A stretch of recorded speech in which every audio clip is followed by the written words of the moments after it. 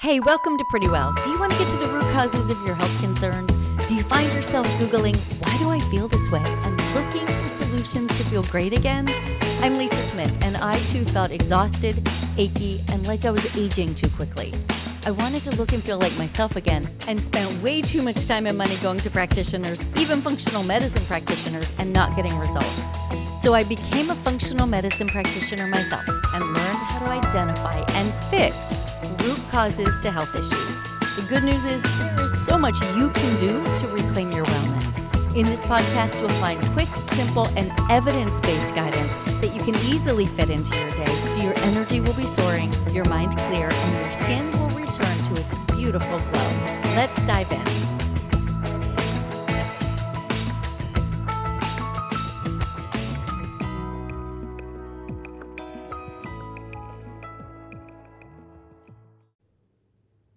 Hey, welcome back to the Pretty Well podcast. I'm Lisa Smith, and today we're going to be talking about something that can be thought of as a bit controversial. Castor oil. Does it live up to all the claims that you may have seen on social media, the internet, your neighbor down the street? Because while it is amazing, some claims made for castor oil are unbelievable, and there's a reason for that. Castor oil blew up on social media a year or so ago with wild claims that it could literally do anything, like literally the panacea for every ailment that you might have. And while there's a lot it can do, we're going to unpack that today, there's also a lot that I don't recommend you do. So we're going to talk about that too. The hype that castor oil brought with these claims even left the FDA to crack down on claims that people were making about some of its miraculous uses. So to clear the air, today we're going to talk about what is castor oil, what it actually does, what's supported by science, and what's not supported by science. Now, I am the first person to say, just because there's not a scientific study behind something, if there's enough anecdotal evidence to support something, I'm all for it. I'll at least give it a try, as long as it's not stupid. Like certain things that are just stupid, I'm not doing that. And I hope you're not either. But some of the claims or recommendations for castor oil aren't stupid. There's really no downside, unless your skin is allergic to it, which isn't all that common. But other than that, some things you might try if there's anecdotal evidence, but some things I'm going to recommend you don't even try. So what is castor oil?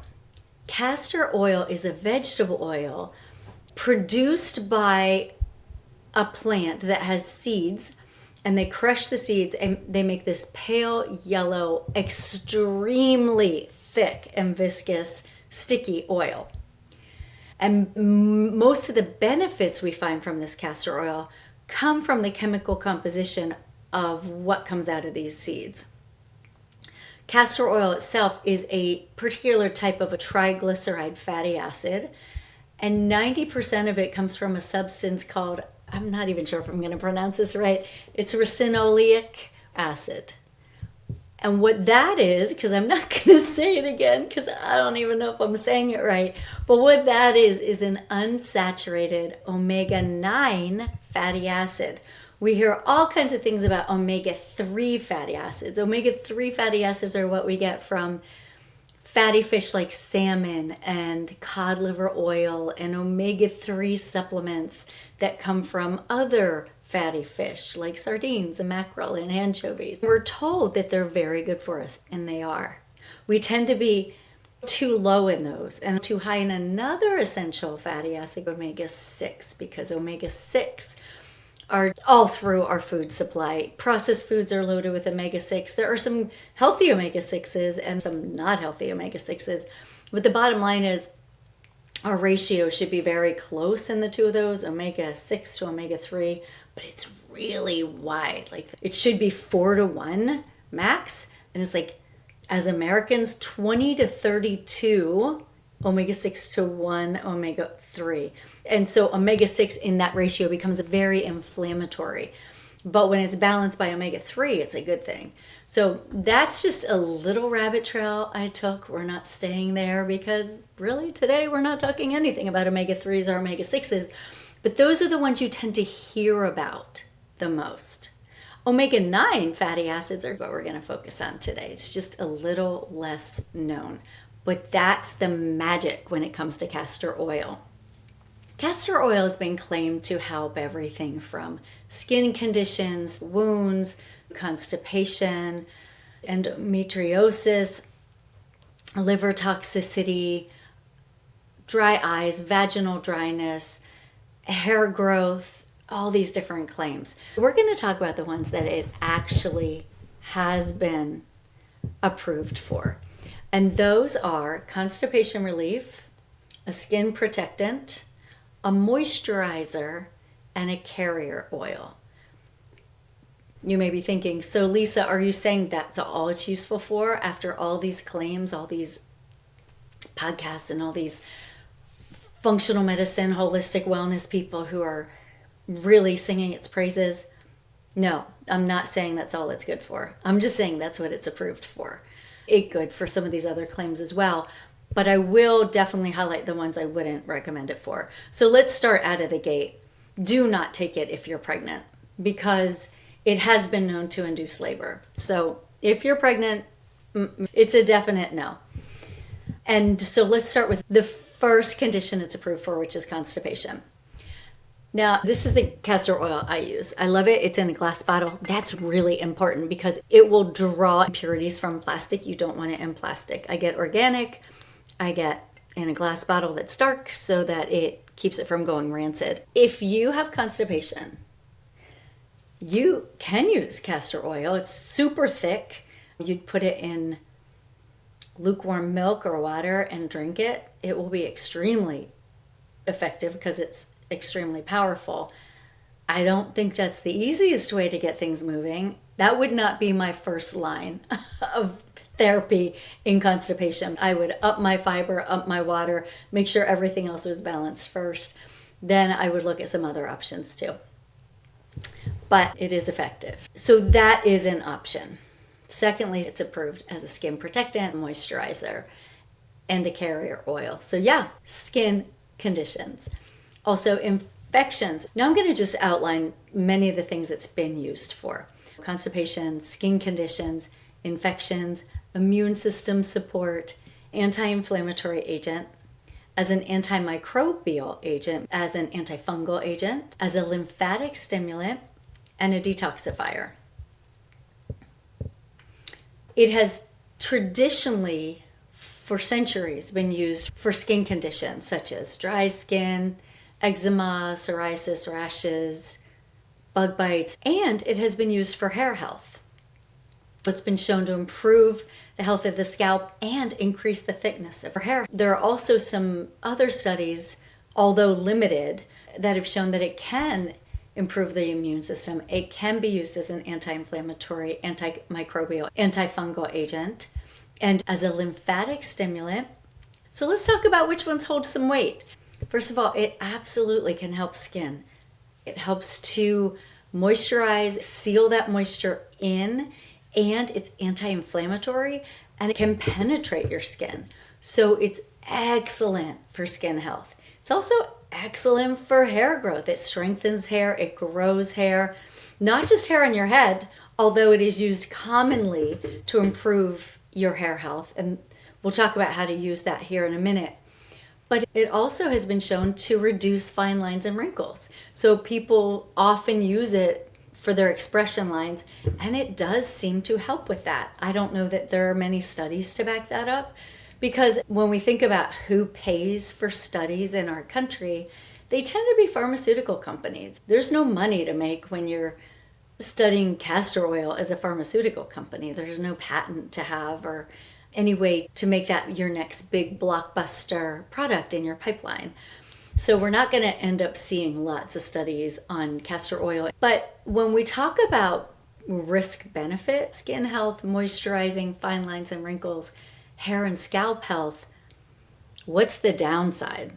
It's not that expensive.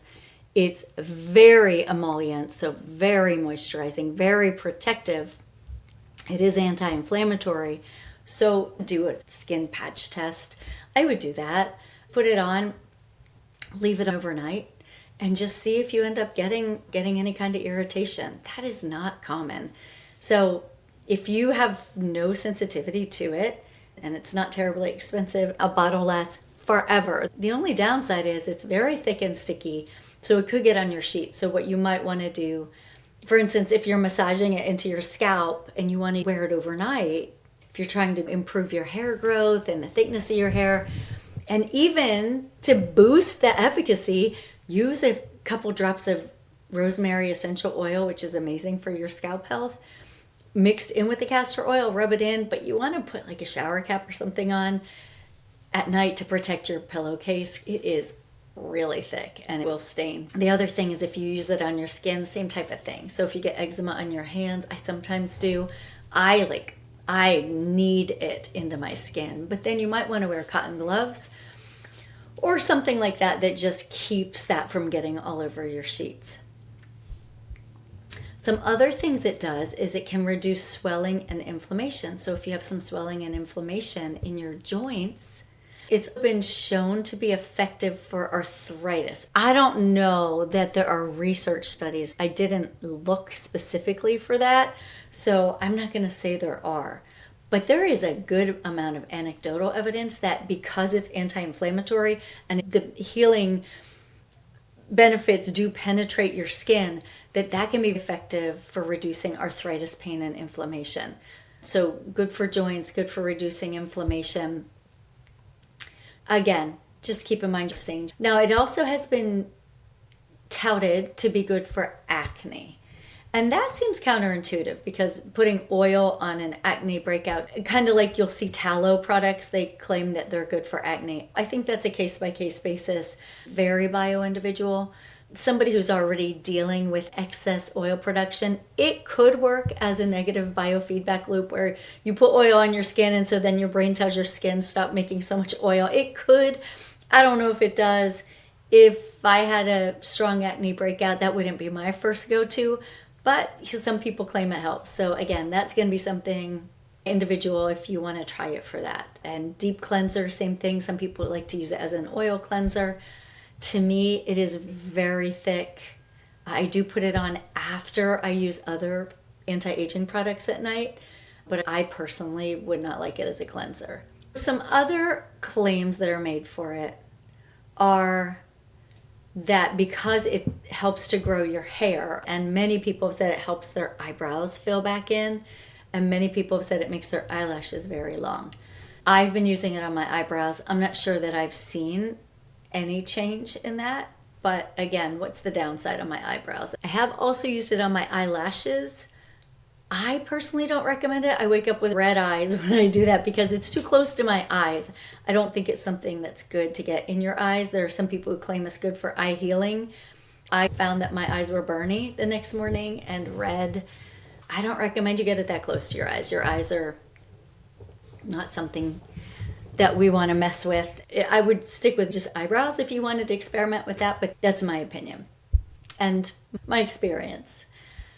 It can be claimed to improve immunity and support the lymphatic system. There's many claims that you put it on your liver and then you do a liver pack. I personally have done that many times, but I haven't done it consistently for a week at a time or an extended amount of time. So does it help? I would lean toward yes, but is there research to back it up? Very limited. So that's another one of those things that becomes a judgment call. I do put it every night. I started just about a month ago because of Hashimoto's. I rub it into my neck. It has a twofold purpose. One is to help reduce fine lines and wrinkles, to moisturize and condition the skin of my neck. But also I figure if there are any residual benefits that might help my thyroid, why not try it? There's no downside. Now, this is interesting and it goes right along the lines of skin conditioning. It has been claimed to be helpful in reducing scars and stretch marks. There's lots of feedback that says it works. So Stretch marks we often get from rapid weight gain when we're growing, as teenagers, when we're growing at different stages of our life, when we're pregnant. It can also be a result of aging, hormonal imbalances, sudden weight loss, as well as weight gain, swelling. And because of the fatty acids and the nutrients in castor oil, people claim that it's really effective. You can put it on and massage it over your stretch marks or your scars every night. You can do it before bed or whenever you want to do it. And to improve moisturization, you could even mix it with coconut oil or almond oil. The ratio would be 1 castor oil to 2 almond oil or coconut oil. So 1 tablespoon castor oil, 2 tablespoons of the other oil. And then you would mix it together. You would apply it where you want it, whether it's on stretch marks or scars. And then you would put either a thin piece of flannel or cotton cloth over the area, leave it on for at least 15 to 20 minutes so that it penetrates into the skin. And here's the kicker. Even if you're using it for achy joints or arthritis, covering that area then with a heating pad or a hot water bottle will help. The heat helps the nutrients from the castor oil get into your skin more effectively and seems to improve the results. To see effects in scars and in stretch marks, you want to do that regularly, like daily for a couple months. And by taking before and after pictures, you'll be able to see what kind of effects you're having and whether or not it's worth continuing. Now let's talk about how to use it from an anti-aging standpoint to reduce fine lines and wrinkles. Because castor oil penetrates deeply into your skin, it's claimed to help the production of elastin and collagen. Those are the two things, think of them as the scaffolding and strength that helps your skin be more elastic and to maintain its spring. The properties of castor oil allow its nutrients to penetrate quickly into your skin. And so that helps to very quickly hydrate and plump your skin, which does help with the appearance of fine lines and to help your skin repair even more. So here's how you would use it for fine lines and wrinkles. Now this is important. When we put anything on our face, we don't want to bring our hands down because gravity is already pulling that skin down. And as these muscles tighten up, they're pulling the skin down. So we do not want to encourage that. So as you're putting anything, whether it's cleanser or castor oil after you warm it up, you're circling upward. You're working against gravity. I only do it before bed because there's no way I could put mascara on or any other makeup on because it just takes a while for it to absorb fully. So repeat that process every night before you go to sleep. And again, take before and after pictures and see the difference. It's also very helpful for hydrating chapped lips. I use it every night before I go to bed. I am shiny every night before I go to bed from here up because I finish off with castor oil. But that's not the only thing I use on my skin. After I wash my face and pat it dry, I use an anti-aging serum and I wait until that dries. Then I put a cream-based moisturizer on my face because those are all water soluble, so they absorb right away. Then I top it off with castor oil because that is the final shield that holds everything in. It helps the nutrients from the serum and lotion to penetrate, and then the nutrient compounds from the castor oil penetrate into your skin. They all together work synergistically from an anti-aging standpoint. I use it on my neck, my thyroid, my face, my lips, and my eyebrows. I saw a recipe that uses castor oil with glycerin for your lips. That makes a lot of sense because it would provide added moisture. Another thing that I really like to do is a hyaluronic acid lip balm. Put that on first, let that sit for 10 minutes, and then put a tiny bit of castor oil over top. Hyaluronic acid pulls moisture in and maintains it within the tissues. So you put that on, then you put the moisturizing castor oil on top, and it improves the action of both of them. Now, further along the lines of being a skin protectant, castor oil can be really helpful for healing dry, cracked heels. If you're like me in the wintertime, those babies can get kind of rough looking. They get cracked and dry and kind of miserable. Castor oil helps to soften them because it's rich in vitamins and nutrients and hydrates that very dry, tough area. So what you want to do before bed is pour some castor oil in your hands, rub it together to warm it up, and then massage it into your feet, especially your heels and the balls of your feet where that can get calloused and rough and cracking as well. And rub it in as well as you can, and then put cotton socks on. Make sure they're cotton and not polyester. It's the same principle as getting a glass bottle and not a plastic bottle, because the strength of castor oil will pull things from materials, and you don't want it pulling microplastics from polyester into your skin. Use cotton, preferably organic cotton, but at least cotton. Now on the other end of your body, we talked about your feet, it's great for softening your cuticles and for conditioning your nails. It has a high concentration of vitamin E, and that is an amazing ingredient for helping your nails and your cuticles. Every night after you do your neck to your forehead and your dry heels, massage castor oil into your fingernails and cuticles and leave it on overnight. It is amazing for helping to renew and restore your hands, your nails, and your cuticles. Anecdotally helps with nail growth. So try it for yourself and let me know what you find. Now, here's a use that I had not heard of before. Supposedly, it can help perk up your ferns. If you have ferns that are starting to look really rough, which whose aren't by the end of summer, then the high amount of minerals and vitamins are supposed to improve the health and the look of your ferns. So here's how you do it. You combine warm water, castor oil, and a very gentle shampoo, and you add several drops of that mixture to the soil where your ferns are, and then you follow up with a regular watering. Supposedly within a few days, your ferns will be perky again. Now only try it on one. I would hate to tell you that for some reason it kills your ferns, because I haven't tried it. I'm gonna try it because I brought my ferns in for the winter and they look awful. Like nothing could kill my ferns. They're already looking dead. I mean, nothing could make them look worse. I'm going to try it. But if you try it and it works, again, let me know. Now, this is something I found that's interesting in castor oil. There's a difference between regular castor oil, the kind I showed you that I use, and Jamaican black castor oil. Users believe that Jamaican black castor oil is stronger. And people who use it and like it claim that that increased potency is because of how it's processed differently than regular castor oil. Jamaican black castor oil is made by roasting and grinding the organic seeds manually before it's boiled and the oil is released from them. Apparently, cooking seeds for a longer time increases the ash content. When castor oil has a higher concentration of ash, it's believed to be more effective. The rule of thumb is the darker the oil appears, the more ash it contains, and therefore it's more potent.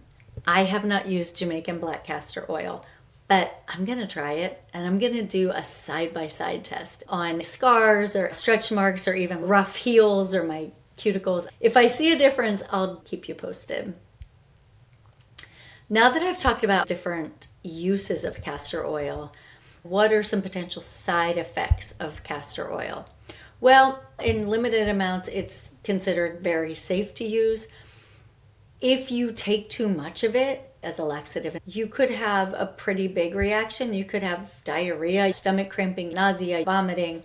So I'm not recommending it internally unless you meet with a medical practitioner who says, oh yeah, I recommend do that for constipation. And you may use it for constipation and it may work great. I'm not taking that away from anything. If that's the case, fantastic. It's just, I would have to gag it down. And for me, I've found easier ways of dealing with constipation than that. And before you do use it, I recommend you put some on your arm and let it sit overnight and just make sure there's no reaction, no redness, no itching, no rash, anything like that. As I said earlier, make sure you don't use it if you're pregnant. So to wrap it up today, is castor oil amazing? Yeah, it is absolutely amazing. Is it incredible for skin health? I wouldn't be without it. I love it. I think it does a great job for anti-aging, a great job for vibrancy of skin, that springiness of skin. I think even if your hands are aging, skin on your arms when we hit perimenopause and menopause, our estrogen's dropping off and our skin is getting crepey and the spring back isn't there, it's great for all of that. It's great to use after a shower to put on as a moisturizer. You could put a water-based moisturizer on first and then seal it with castor oil. And you can experiment with it with all different kinds of skin conditions. Should you use it for everything the internet tells you should use it for? I'd exercise caution with the ones I mentioned. Internally, around the eyes, vaginal dryness. I would do more research before I used it in any sensitive area. But all in all, it is definitely an excellent thing to have on hand. It can help you strengthen and improve hair growth. It can help you improve your skin health, get rid of dry patches. It's anti-inflammatory, so it's supposed to be good for joints and arthritis. So many benefits. And it's been used for centuries upon centuries. So is it worth picking up a bottle? Absolutely. Make sure it's a glass bottle. Make sure it's organic.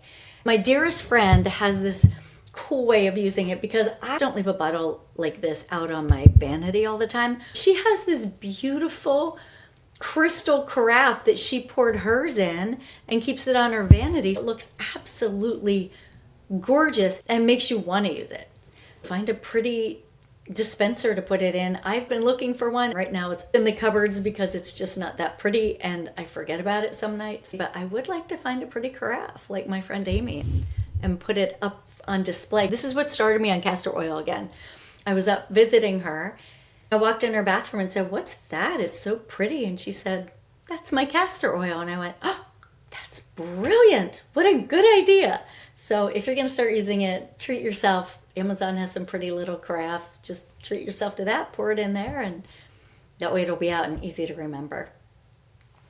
That's my wrap on castor oil today. I hope you found this to be helpful. If you know of anyone else who loves this type of information, please share pretty well.